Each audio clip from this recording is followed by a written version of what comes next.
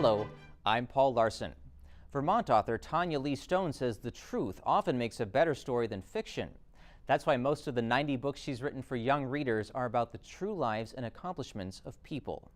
In this author visit, she discusses the subjects of her books, most of them real people, and in one case, the real phenomenon of the plastic person, Barbie.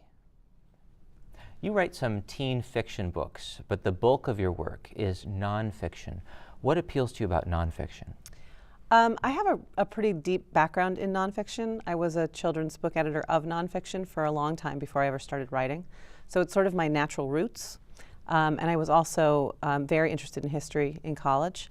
And generally speaking, I find that there's kind of an endless supply of fascinating true stories to tell. And I haven't run out of ideas for true stories. I just kind of find people in general fascinating, and the things that real people do in shaping our world, things that I want to share with kids. And speaking of real people shaping our world, you've written about the Barbie doll, who has shaped many people's ideas of the ideal beauty. Right. You wrote a book called The Good, the Bad, and the Barbie. Mm-hmm. When was she invented? 1959. Okay. Well, the title of the book mentions the bad in connection with Barbie. What is bad or negative about Barbie? Well, that I guess depends on who you ask. That's what I found kind of so interesting about it. One of the things that I did to prepare for this book was that I kind of put out feelers asking people to share their anecdotes and memories with me, and I got more than 500 responses from people all over the country. There were people who thought that Barbie was a horribly negative influence and made them feel terrible about their bodies. And there were an equal number of people who thought she was just a doll and that worrying about all of those things was just kind of silly. So it was sort of interesting to look at both sides, the good and the bad. Well, who's the target reader market for the book? Generally 12 and up. I find that kids who have kind of grown out of playing with Barbies but are still interested in thinking about her, maybe reflecting now, all the way up through adults. You also write picture books, including Elizabeth Leads the Way, about Elizabeth Cady Stanton. What made her a compelling subject?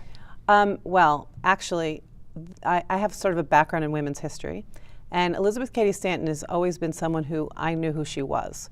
She was a very important person in our history. She started the suffrage movement. And I kind of became increasingly annoyed with many of my well-educated women friends who didn't know who she was. They knew who Susan B. Anthony was, and actually they were a very strong and decades-long team, but they didn't know who Elizabeth Cady Stanton was. And that was because Susan B. Anthony was on a coin. So I thought, well, I can't make a coin, but maybe I can make a kid's book that will sort of instill the essence of who she was in younger kids, so that when they grow older and start to learn about American history and they hear the name again, it'll compel them to sort of learn more, and maybe I can help that consciousness stick a little bit more where it comes to her. She was just sort of an outspoken, brave, courageous woman at a time when it was necessary, and took steps forward to make the world a better place for women. Well, sometimes you write about people who lived a long time ago, but that's not the case with your book that's called Almost Astronauts, 13 Women Who Dared to Dream. Right.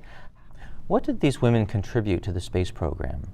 Basically, they pushed the gender boundaries. They sort of got NASA to think about letting women into the space program, even though they didn't get the win for themselves. They, a lot of people don't know who they are, but you would be hard-pressed to find a woman in the aviation or space field who doesn't know who they are. So, Eileen Collins, Sally Ride, they're all very well aware of all of these 13 women, because by the time they came around, these women had already sort of, pushed back the fence a little bit, and gotten NASA to rethink their policies. How was your experience writing this book and actually interacting with some of the people who are the subjects of the book? Much different. It's much different to write about people who are living. Of those 13 women, 10 are alive, and I spent time with 9 of them.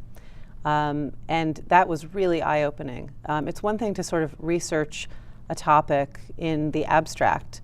It's another to kind of spend time with the people who you're writing about and kind of get to know their own backstories and learn a little bit more about their personalities and how their just own character traits influenced how they lived their lives.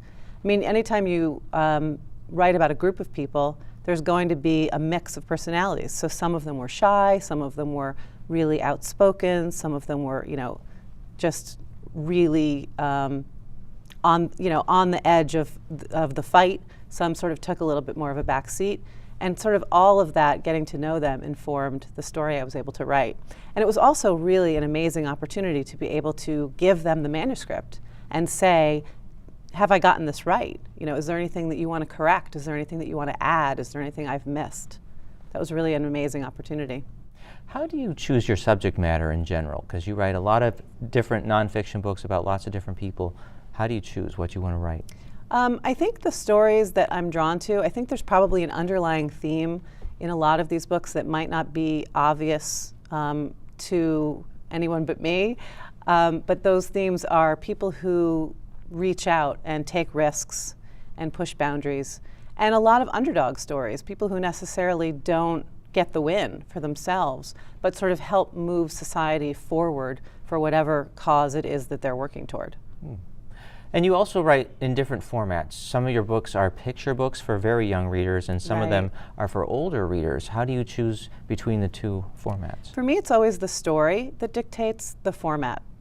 And often that format will change as I'm figuring out how I best want to write that story. So Almost Astronauts, for example, started out as a picture book until I realized, and with the help of some editors, that it was just too big of a story to fit in the format of a picture book. But actually what that did for me, that process of writing it as a picture book first, was sort of help me boil down the essence of what it was I was trying to say about this story. Because there isn't just the story. There's, what do I want to say about the story?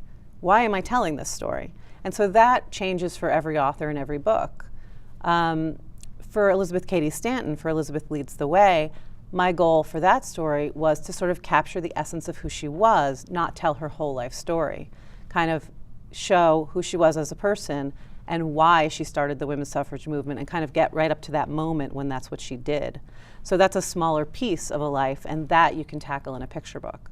So it all sort of comes down to, well, why is it important to me to tell this story, and what piece of it am I telling, and how big is that piece? What's challenging about writing? Writing is hard.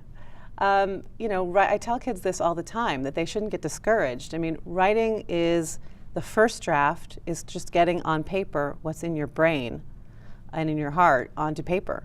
And then comes the hard part, the revision, the am I being clear, am I really expressing myself? There are days when that's harder than other days. That can vary depending on your mood, how you woke up that morning, if you had a good breakfast, how astute you're feeling. And it's hard work, but I love it. So I really wouldn't choose to be doing anything else. Author Visits is a production of Mountain Lake PBS. More information about the authors and their books can be found on the Author Visits section of our webpage at mountainlake.org.